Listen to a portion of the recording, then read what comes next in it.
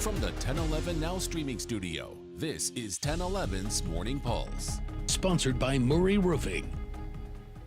Good morning. This is Craig Allison with your Morning Pulse for Friday, March 7th. Our first story this morning.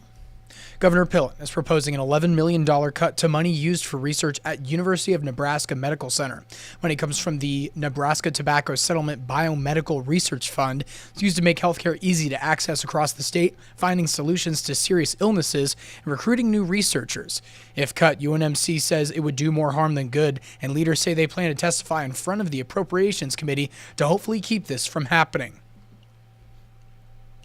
In our unicameral coverage, Senator Rick Holcroft introduced LB 214, allowing the state to have newborn safety devices, better known as baby boxes, adding on to safe haven laws in surrendering over babies. They're climate-controlled boxes with silent alarms located at fire stations or hospitals that are open 24/7. The state would not be required to provide any funding for the baby boxes. Senator Holcroft says it just provides protection from prosecution, and the purchasing of the boxes is up to the individual communities.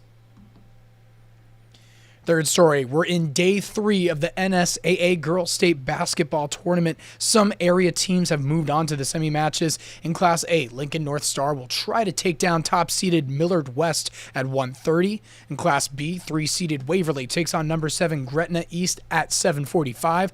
Lincoln Christian takes on the Gothenburg Vikings, and they'll play the winner of Minden and Milford. All 4 games are at Pinnacle Bank Arena and at the Devaney Center at 6 p.m. Dorchester looks to make it to Class D2 finals, but has to get through Wilcox Hildreth.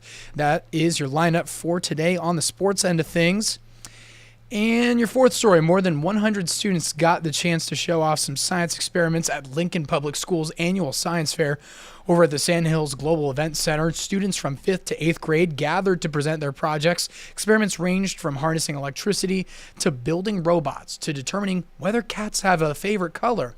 Awards will be given out school today, and organizers say ever since COVID, they've had a smaller amount of students participating with about 115 to 120 every year, but they're still hoping to grow that number. And wrapping things up with your final story, it's that time of year again. Clocks move forward this Sunday for daylight savings time. The American Academy of Sleep Medicine says they want to eliminate seasonal time changes altogether.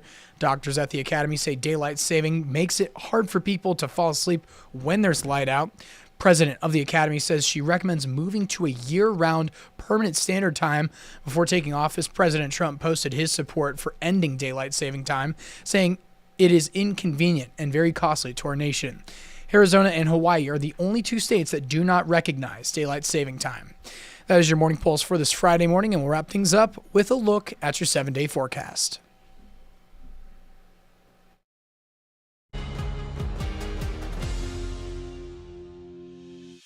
You've been listening to 1011's Morning Pulse. Watch, listen, stream on the 1011 Now app, on YouTube, or wherever you get your podcasts. Sponsored by Murray Roofing.